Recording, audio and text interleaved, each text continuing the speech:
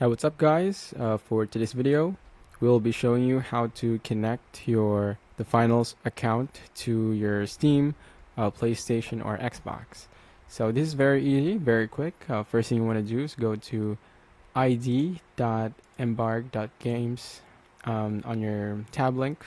And once you're in, like here, just click Steam or pick whatever. And then once you're inside, just got to log in.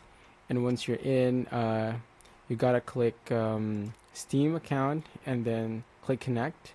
And then once you're there, you're good to go. It will show up some um, verification windows, and that's all you need to do to connect the finals link to your Steam account or to Xbox or PlayStation or whatever.